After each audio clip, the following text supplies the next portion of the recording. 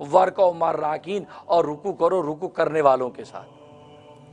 تو سوال پیدا ہوا کہ اقیموا الصلاۃ میں نماز پڑھ لی، رکوع تو ہو گیا تھا، نماز میں رکوع ہوا ہی نہیں، تو اقیموا الصلاۃ میں نماز جب قائم کر لی تو رکوع تو کر لیا، اب بعد میں اللہ تبارک و تعالیٰ رکوع کا حکم کیوں دے رہے ہیں؟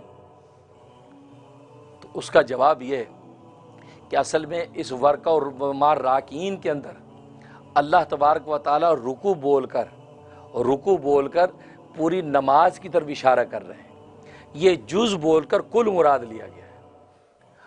جیسے کہتا ہے نا، محبوب کو کہتا ہے تیری آنکھوں کی قسم، اس کا مطلب نہیں ہے کہ باقی بدن اس کو محبوب نہیں ہے، آنکھ سے مراد پورا بدن لیا۔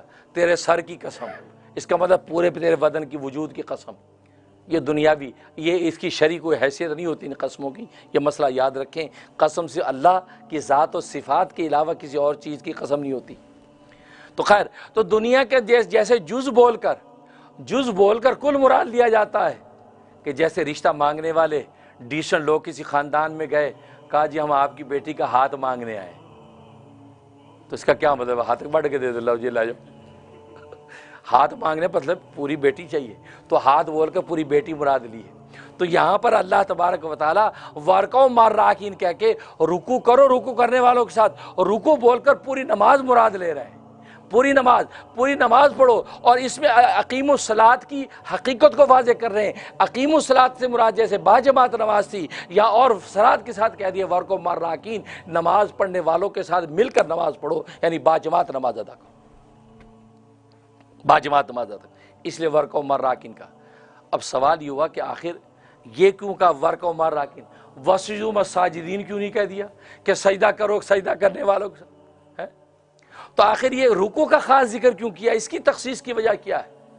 اس کا جواب یہ ہے کہ یہ چونکہ بنی اسرائیل کو حکم دیا جا رہا تھا، اور بنی اسرائیل یعنی یہود کی جو نماز تھی، یہود کی نماز میں سجدہ ہے، قیام ہے، رکوع نہیں تھا۔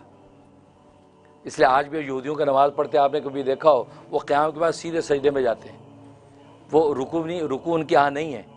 تو اللہ تبارک و تعالیٰ نے بنی اسرائیل کو کہا ورکعوا مع الراکعین، رکوع کرو رکوع کرنے والوں کے ساتھ۔ رکوع کرنے والے کون ہیں؟ وہ مسلمان ہیں، صحابہ ہیں، ان کی نماز رکوع والی نماز ہے۔ تم وہ نماز پڑھو جو مسلمان نماز پڑھتے ہیں، اور مسلمانوں والی نماز اس وقت قابل قبول ہوگی جب محمد پر ایمان لاؤ گے۔ گویا کہ یہ کہہ دیا تم محمد پر ایمان لے آؤ، ایمان لانے کے بعد اب صحابہ کے ساتھ مل کر تم نماز ادا کرو۔ اللہ اکبر۔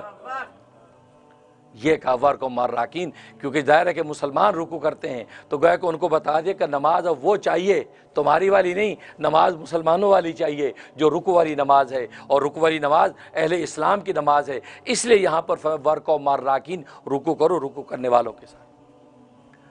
یہ کہنے کے بعد اس کے بعد کہا تأمرون الناس بالبر وتنسون انفسکم، کیا تم حکم دیتے ہو نیکی کا اور اپنے آپ کو بھول جاتے ہو؟ یعنی اپنے آپ کو تم بھول جاتے ہو۔ نسیان کہتے ہیں کہ کسی چیز کو یاد کر کے پھر بھول جانا، اس کو نسیان کہتے ہیں۔ تو سوال یہ پیدا ہو کہ اپنے آپ کو بھائی کبھی کوئی بھولا؟ کوئی نہیں بھولتا، اپنے آپ کو تو کوئی بھولتا ہی نہیں، نہ میں بھولتا ہوں نہ آپ بھولتے ہیں۔ اگر بھولنے کی کوشش کرے کہ دوسرا یاد کرا دیتا ہے، یا صبح شام کا آئینہ یاد کرا دیتا ہے، صبح شام آپ سے لوگ ملاقات کرتے ہیں وہ یاد کرتے ہیں، جی جمیل احسن صاحب کیا حال ہے، جی عادل شبیر صاحب کیا حال ہے، اپنا آپ یاد آ جاتا ہے، تو بھولنے کا سوال ہی نہیں۔